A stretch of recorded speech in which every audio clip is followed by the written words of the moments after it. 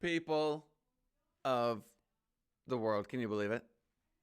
It's not Monday, nor is it Tuesday, Wednesday, no, Thursday. I think not.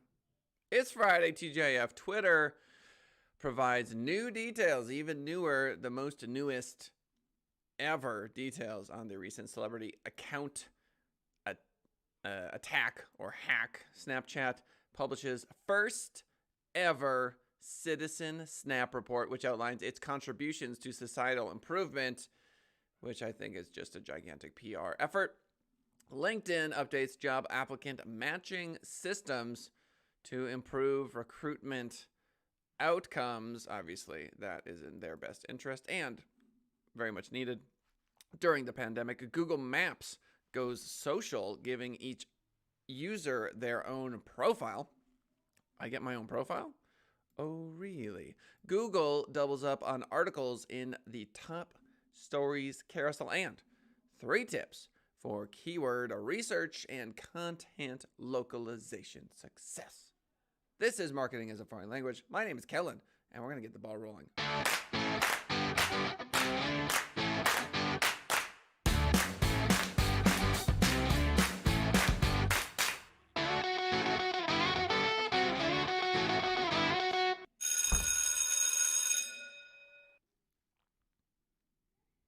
Okay, Twitter. Another update on the extent of the recent hack, which saw the profiles of several high-profile users, including Barack Obama, Joe Biden, and more, taken over and used to promote a cryptocurrency scam. Already, Twitter had confirmed that 130 accounts in total had been targeted in the incident and that the attackers had been able to gain full access to 45 of those. Further than that, for up to 8 of the hacked accounts, the attackers also took the additional step of downloading historical and personal information through the Your Twitter Data tool, whilst some had also gone through the account's direct messages. Twitter says that it's limited in the information it can provide on the full extent of the incident, due to ongoing law enforcement action. This is exactly what I said in a previous episode. We don't know the full truth. That's just the reality of the situation, but it's provided these additional insights into what occurred. Quote, the attack on July 15th, 2020 targeted a small number of employees through a phone spear phishing attack. This attack relied on a significant and concerted attempt to mislead certain employees and exploit human vulnerabilities in order to gain access to our internal system. I bet people at Twitter are, quote, freaking out right now, man.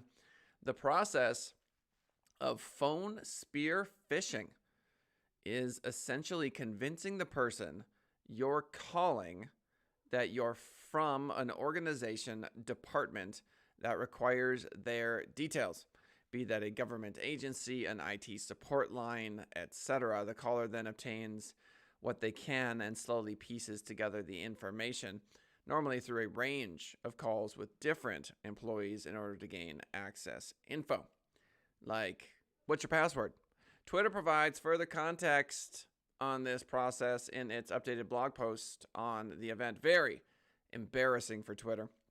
Not all of the employees that were initially targeted had permissions to use account management tools, but the attackers used their credentials to access our internal systems and gain information about our processes. Ooh. So if someone calls you and they're like, yeah, I'm aware of XYZ internal process, that may lead you to believe that they are, in fact, part of Twitter's IT department. Otherwise, how would they have known that? And with companies as large as Twitter, I'm sure there's multiple departments. You don't know everybody. I can see how this could occur. This knowledge then enabled them to target additional employees exactly who did have access to our account support tools. So it's a slow, deliberate process, gaining information bit by bit, which gradually leads the hackers to the access they need. Through this process, their phone hacks also became more convincing, exactly, as they learned the names of other employees, the details of how these systems work, insights that make their explanations more and more convincing as they progress. By obtaining employee credentials, they were able to target specific employees who had access to our account support tools. They then targeted 130 Twitter accounts, tweeting from 45, accessing the direct message inbox of 36, and downloading the Twitter data of 7. While these tools, controls, and processes are constantly being updated and improved, we're taking a hard look at how we can make them even more sophisticated. So let's say you are Barack Obama and someone sent you a direct message that was meant to be private. It's no longer private. It is for sale to the highest bidder on the black market today. So crazy, crazy, crazy the ramifications of this.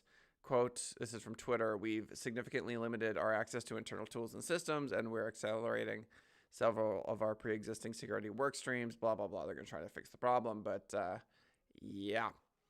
According to a New York Times report, a hacker going by the name of Kirk, well, that's a deadly, dangerous hacker name.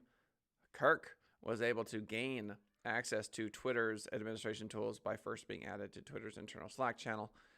Blah, blah, blah, blah. Okay, Twitter, figure it out. Snapchat, you know what? We got to look at Twitter stock. We've got to peruse the Twitter stock. I don't think it's going down. Oh, going down a little bit. Not really. Not really. Shocking. Stockholders see this as a meh, and I see this as a oh. So there you go. Meh versus oh. Snapchat publishes first ever Citizen Snap report, which outlines its contributions to societal improvement. Snapchat has today published its first ever Citizen Snap report, which provides an overview of the company's efforts to address racial inequality, environmental responsibility, and societal impact over the past year. I smell PR. The report is split specifically into those 3 areas of focus, with Snapchat outlining the steps that it's taken to address each element and improve blah, blah, blah. They have rolled out new initiatives to encourage voting and civic participation among users, including campaign for the EU elections, which increased youth voter participation in 28 member states. I suppose that's true. Reduced the usage of disposable packaging in its cafes. Interesting. By 29%. How could they possibly measure that?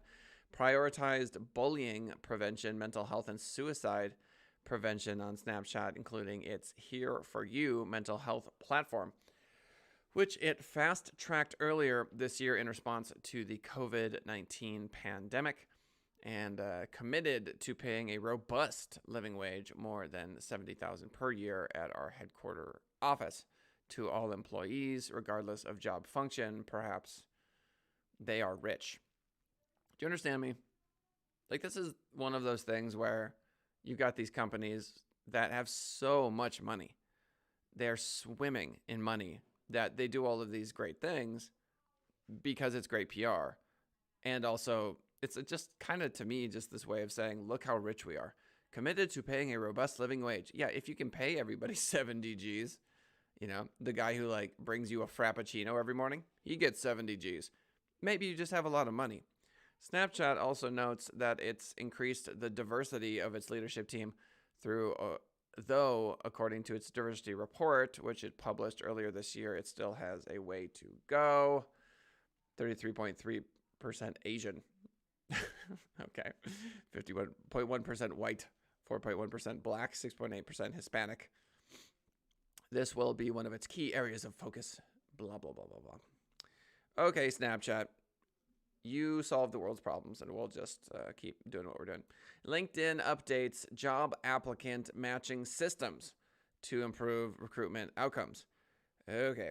With its unmatched database of career and educational histories, now incorporating some 690 million total member profiles, 9 of which people are actually using, LinkedIn is in a unique position to change the recruitment industry as we know it. Again, my wife works for a company that does recruitment, and she spends much of her time on LinkedIn. It is a fantastic recruitment tool and ensure that the right people are matched to the right job, improving outcomes for both recruiters and job seekers. and obviously employers. But LinkedIn also needs to tread carefully, according to Andrew Hutchinson with Social Media Today.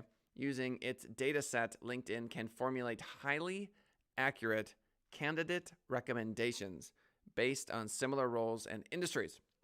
But it could also unwittingly reinforce existing biases, highlighting more men than women for a position, for example, which an algorithm might infer based on how the company has hired in the past.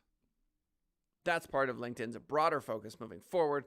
But this week, LinkedIn has outlined a new update to its recruitment algorithms, which has seen it significantly improve response rates and subsequent hiring activity. Right person for the right job. That's what I think. As explained by LinkedIn, to address recruitment efficiency, we built the Qualified Applicant AI model, which learns the kinds of applicant skills and experience that a hirer is looking for based on the hirer's engagement with past candidates. We use the model to help our members find jobs for which they have the best chance to hear back from, and to reduce the likelihood of our hirers overlooking promising applicants by highlighting those who are a great fit. As I've said before, and I will say again, all of these companies are going to stop taking responsibility for their individual actions, and they are just going to blame the AI. The subtext here is that if an employer has only hired white, straight men for the last 60 years, and the algorithm comes in and it has a bias towards hiring white, straight men, then sure, you're just continuing to perpetuate that particular hiring pattern. So that being said, what can an AI model do to get the best match? Well, it's based on the skills and experience of that particular candidate. I think it just boils down to that. And that, ladies and gentlemen, I think is what you should focus on if you are in the LinkedIn hiring pool, which is to say that the skills that you put onto your LinkedIn profile are becoming more and more and more and more important if you want recruiters to do a better job for you, and if you want this AI to understand your profile a bit better. So there are a number of trainings available online through Facebook, through Google, tons of free coding training. You can get those skills as long as you have access to an internet connection that is not garbage. The update couldn't come at a better time, with more people now looking for new roles. As a result of the impacts of COVID-19, some recruiters are seeing significant increases in job applications, while candidates can find it demoralizing to be applying to so many roles and not hearing back. I entirely understand and empathize with that. LinkedIn's system, as noted, used each company's past history to improve this. Quote, Qualified Applicant is an AI model that aims to predict how likely a member is to hear back. Well, there you go. If the AI model is going to help not have to send out a million resumes, let me be clear, however, I have, as an employer, received the most garbage resumes that you could possibly imagine in the history of all resumes. It's shocking to me. Like, I'll put out a social media manager with XYZ criteria, and people will just shotgun resumes. If I put a job out, I might get 200 resumes because we hire anywhere in the nation, right? So 200 resumes come in, and I'll ask for a cover letter. I'll be like, give me a cover letter, because right off the bat, you can tell if somebody's serious. And really, people think, oh, well, my resume is one of 300 or whatever the number happens to be. And it is, but guess what? 7 people wrote a cover letter. It's not like 280 people are writing a cover letter. And of the cover letters that you get, 4 of which have nothing to do with what you asked them to do. They just tack on a cover letter. So really, you're competing against 3 other people. You see what I'm saying? Like, there are 3 people who are like, oh, cover letter? Oh, I should actually write it? Oh, I should actually research the company? You would not believe how effective it is to go into an interview with me and talk about Send It Rising. Take a look at the book I wrote. Read a review or 2. Maybe listen to a podcast that I was on. There's so much content that I've put out there. And by and large, the people who sit down to interview, no idea. I'm like, tell me about Send It Rising. They're like, internet marketing. They peruse the website for 4 seconds and then that's it. So it's really demoralizing as an employer sometimes, where you go, I understand that it's frustrating to send out hundreds of resumes and not hear back. But on the other end of that is, receiving these resumes from people that could not possibly care less about your company. They don't care. And so it's a two-way street. This is not the first time LinkedIn has experimented with applicant recommendations and seen improved results. Last February, LinkedIn added new AI-facilitated candidate recommendations within its recruiter platform, and I am bored. Google Maps goes social. Going social. Thank you to the likes. Everyone hitting that like button, much appreciated. Google Maps goes social, giving each user their own profile. Google Maps is giving users their own profiles that other users can follow, which compiles all their submitted photos, videos, and reviews. Okay, I'm pretty sure I've got one of these. So we're not talking about Google My Business. We're talking about your actual Google profile. Apparently you can follow people. That's cool. That's actually really cool. I like this a lot. So what does this all mean? This means that perhaps if you receive a review from someone who's a local guide, a level 7, oh my gosh, they're a wizard with their level 7 magic.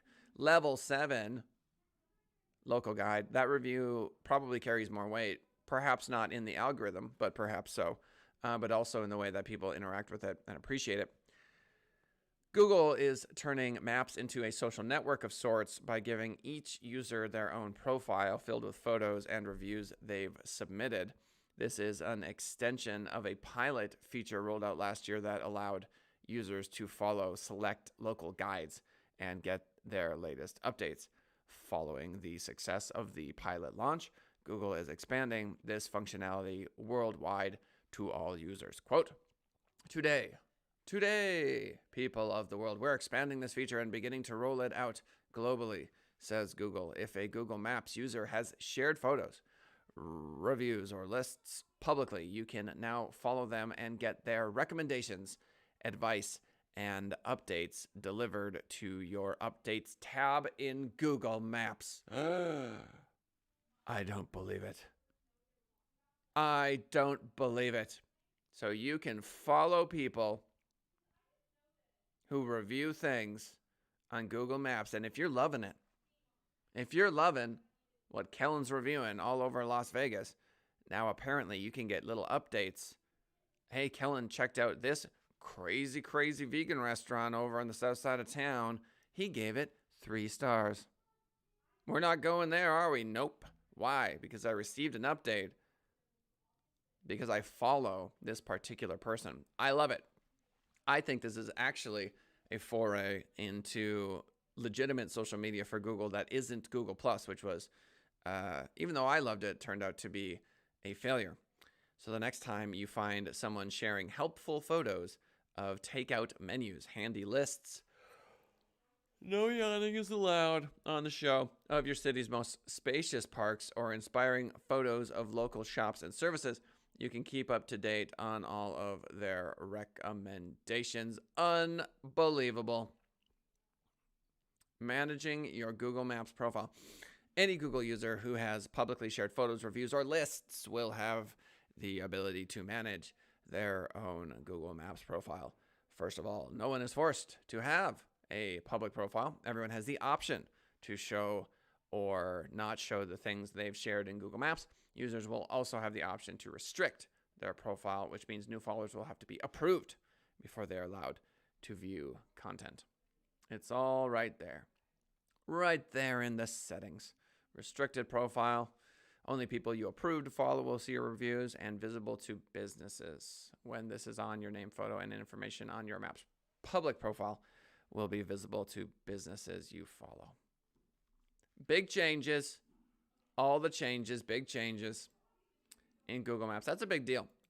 So if we've got people running around and they're level 7 super wizards on the Google Maps machine, and they're reviewing your business, I would argue that their review matters more than Joe Schmo level 2.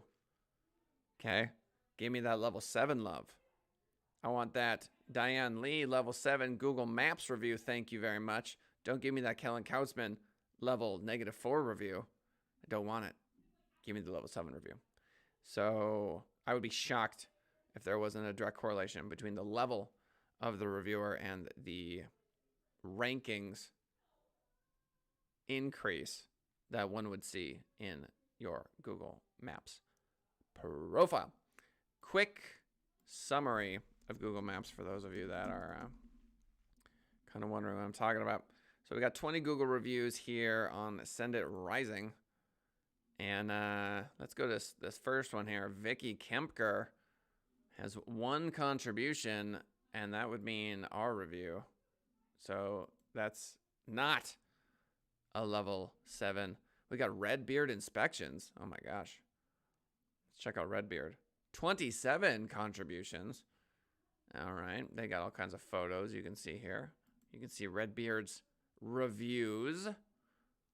And if we click on contributions, you can just see what they've done. It doesn't appear as though we're getting that level 7 sort of vibe. So perhaps it's not rolled out quite yet. Ooh, we've got Bill B. Bill Bolcom. Oh my gosh. OMG right now. Chat. Is your mind blown? Bill Bolkelman, local guide, level 7. I can't believe it. We have a level 7 review from the one and only Bill Bolkelman. His last name is a verb. Bolkelman means to politely interact with someone in a business setting. You've been Bolkelman. All right, there you have it. Interesting. Okay, Google doubles up on articles in the top stories carousel. Google has been spotted serving results with multiple links within the top stories carousel in search results. Give me a picture. Okay, there. See that? That's the stories carousel. And apparently they're serving up multiple links now, which to me is non-news. Not sure why this is anything that really matters. It's a new feature. Okay, we get it. End of story. 3 tips for keyword research and content localization. Ay. So.